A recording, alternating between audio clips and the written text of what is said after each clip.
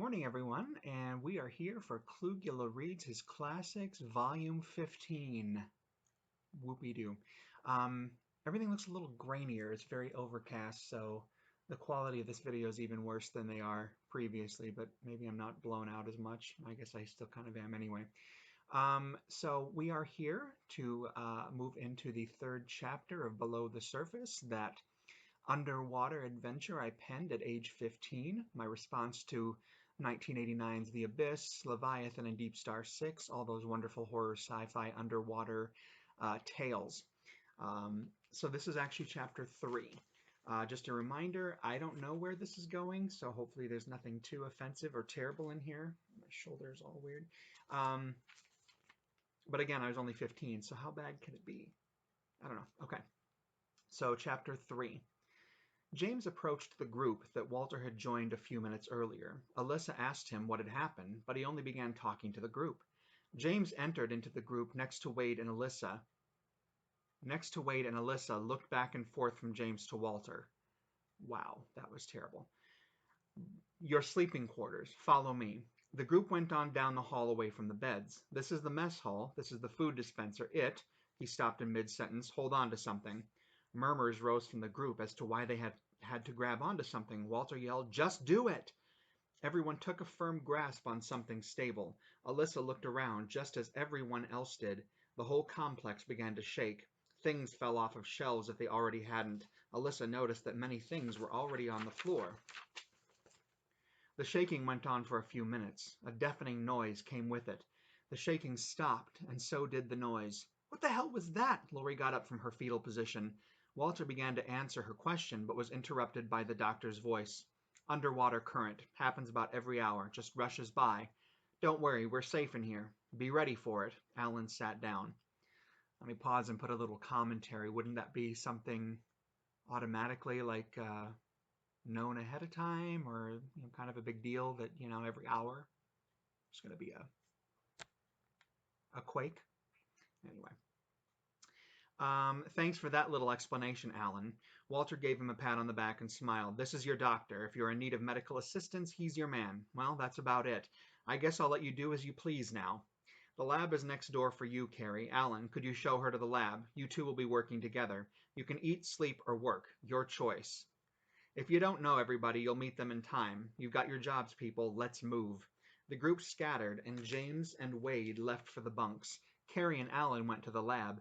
ELISA and Walter went for a walk around the complex. Lori and Lake went for the food. So you're...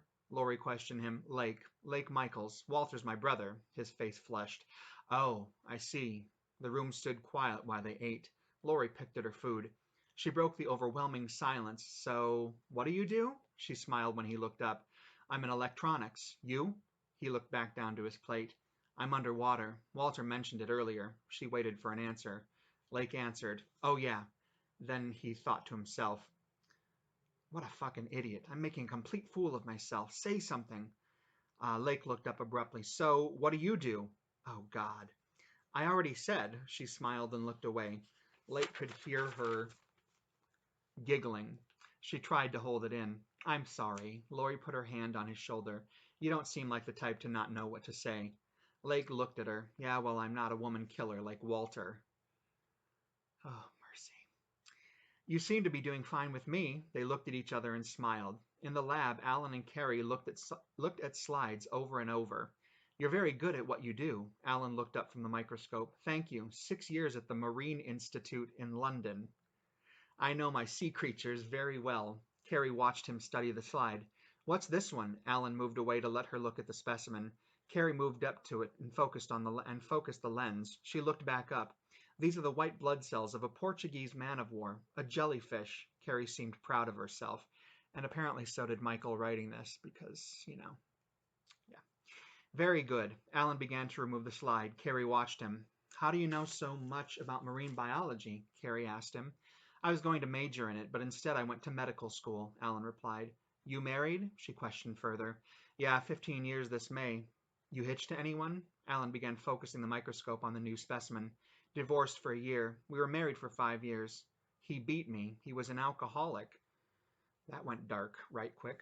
Carrie's mood fell to one of a sad nature. I'm sorry. Alan looked up from his microscope. Carrie began to cry. He took her into his arms. She wept uncontrollably. He comforted her as good as possible. Out in the hallways was where Alyssa and Walter spent their time.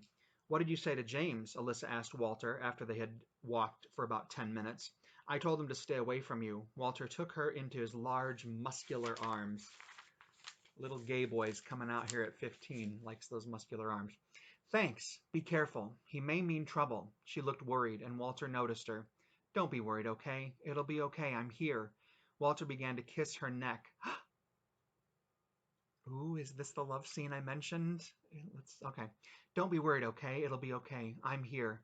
Walter began to kiss her neck. He ran his hands through her long hair. I love you, he whispered into her ear. Me too. She began to put her hands up his shirt. His muscles twitched at her touch. Ooh. He followed suit and began to rub his hands along her back under her shirt. He found her bra strap and slowly, with much skill and practice, unsnapped it. Her skin was so soft. His hands came around to her breasts. She gasped. He had not touched her in so long. She knew she would get what she wanted, down below the surface of the deepest ocean in the world. Okay, so that's chapter 3 of Below the Surface. I think of note is what I touted in the first episode of this particular story, that it was my first love scene. That was it, folks. That was it. But I think of interest is that they were in the middle of like the hallways. They weren't even in one of their private quarters or their bunks or whatever. So return again tomorrow if you wish, and we will look at chapter 4 of Below the Surface. Obviously, it's getting pretty intense, and things are going to get crazy, and I don't know at all where it's going. So please stick around, and if you want to, subscribe, and then I will see you tomorrow. By the way, quadruple S, stay safe, stay secure, stay smart, and stay well stocked. So I will see you tomorrow. Have a good one, you guys.